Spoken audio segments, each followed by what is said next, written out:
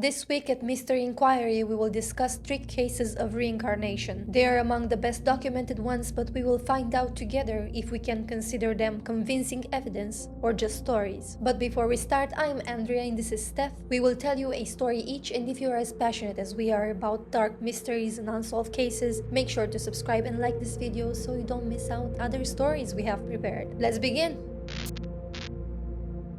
In 1908, 2-year-old Dorothy Eady fell down the stairs and remained unconscious. When the doctor arrived at the scene, tragically she was declared dead. An hour later, while the parents were talking to the doctor, they started hearing a lot of commotion coming from the girl's room. And when they opened the door, Dorothy was playing in the middle of the room like nothing happened. However, from that day on, Dorothy was never the same. She started speaking with this unusual accent, and she was dreaming almost every night that she was in this beautiful garden full of trees and flowers, saying that that's where her true home is. But she was also having these recurring nightmares where she was getting beaten in a basement. And as she grew older, Dorothy's story became more bizarre. At age 6, during a visit to a museum featuring an ancient Egypt exhibit, she started crying and kissing the feet of different statues, yelling at the people in the museum to take their shoes off, saying, I quote, "How dare you walk in front of the gods with your shoes on?" From that day on, Dorothy developed an absolute obsession for the Egyptian culture, which ultimately led her from getting expelled from Catholic school and even banned from attending church services. And by the age of 7, while looking through a magazine, Dorothy saw a picture of the temple of Seti I from Abydos, and she started telling her parents that that's where the garden from her dream is, and that's where her home is. However, she said that the temple looks different. There is no greenery and no trees, and she was shocked that everything looked like a ruin. And as a matter of fact, there was no garden known to exist at that temple. At age 10, renowned Egyptologist E.A. Wallace Budge, intrigued by her story, decided to visit her. He met her and he was absolutely amazed by her ability to understand hieroglyphs so effortlessly. And he personally started teaching her more and giving her lessons in Egyptology. By the time she was 27, Dorothy married an Egyptian man. They moved to Egypt and they had their first child named Seti. But the marriage didn't last long, as Dorothy began entering different states of trance, where she was scribbling entire pages of hieroglyphs, claiming she was guided by an entity called Hora. The hieroglyphs spoke of her past life as Bent Rashid,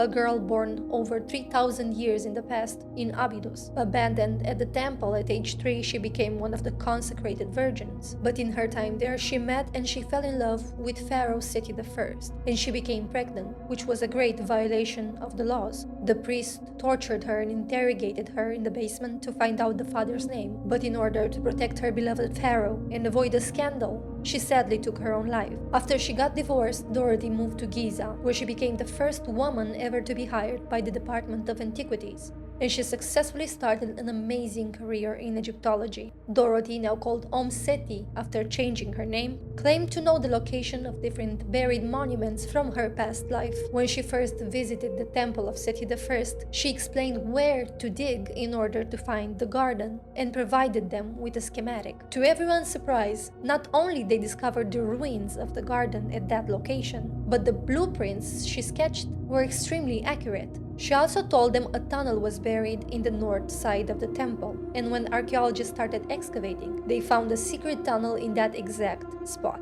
Among other discoveries throughout her career, she managed to successfully identify the locations of different mummies in the Valley of Kings, multiple lost monuments, including an undiscovered library room under the Sphinx. It's important to note that she is the sole witness of most of her childhood stories, and she could have easily faked a trance. And perhaps her obsession with Egyptology at such a young age turned her into a prodigy. One thing is certain, we cannot ignore the fact that Dorothy Eady became a significant name in Egyptology. While many archaeologists were skeptical of her, none denied her contributions and discoveries, with some of the most skeptical saying, I quote, "Her knowledge is more than intuition and is truly uncanny." Seti lived a fulfilling and eccentric life until 1981, when she passed away in Abydos, not far from the temple. Steph is gonna tell you the next story, that of the Pollock sisters, which is one of the most famous cases of reincarnation. But before we continue, we want to thank you for still watching. Your support means a lot to us.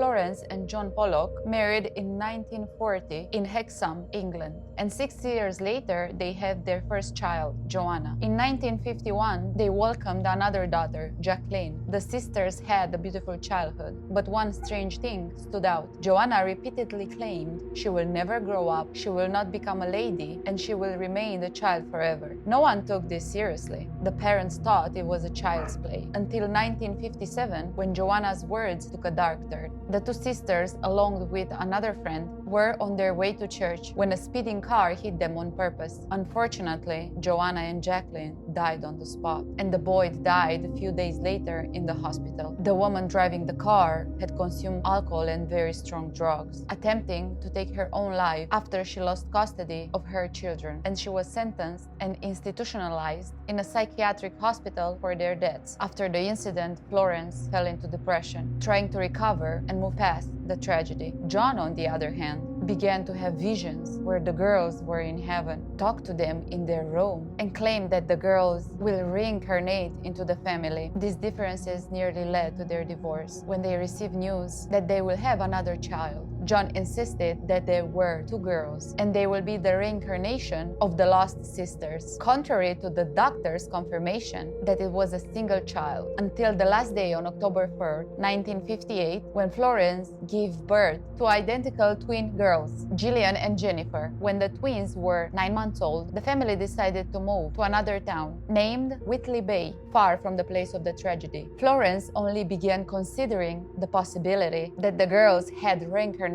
when she started noticing many similarities. They had the same birthmarks and scars in the same places. They liked the same food and had the same personalities, even the same walk and a particular way of holding pencils. When the girls started speaking, they began asking for toys they had never seen before. These were the toys of their late sisters, some of which have been thrown away, while others were in the attic. When the parents brought the toys, the girls immediately sorted them out, not only knowing who each toy belonged to, but also when they received them, what was purchased, what was brought by Santa Claus, and even knew the names of the toys. Several times the parents overheard them talking about how they died, revealing details they couldn't have known about an accident they have never experienced. They also had a great fear of cars, refusing to get into them. At the mere sound of the engine, they would cry and scream, saying, "The car is coming to take us." During a visit to Hexham, the city they had moved since 9 months old, the girls started naming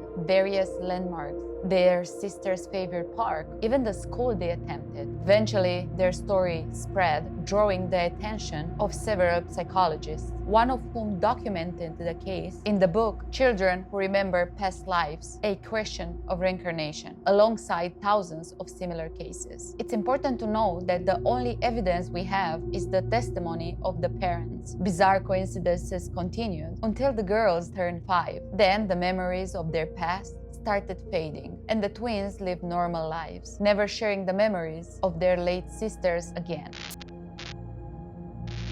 James's story begins at age 2 when his father took him to an aviation museum in Texas, where he became absolutely fascinated with the aviation of the Second World War, and his fascination soon turned into obsession, and he started drawing these hectic pictures of airplanes on fire or in different stages of damage, and having these nightmares several times a week where he would kick and scream, "Airplane crashed on fire, little man can't get out." Under the guidance of a psychologist, his parents started asking more questions in order to find the root of these nightmares. Over time, he slowly told them that they were not dreams, but memories. He was the little man, and he claimed that he used to be a pilot in the Second World War in the Pacific area when the Japanese shot his plane down and he crashed into the cold waters. Among the incredible details that James revealed is that his plane flew from a boat called Natoma. His airplane was a Corsair, and he had a friend on that boat called Larson, and that his name was James, and he crashed his plane during the Battle of Iwo Jima. Through research, his father discovered that Corsair models were indeed known for their specific activity in the Pacific theater during the World War II.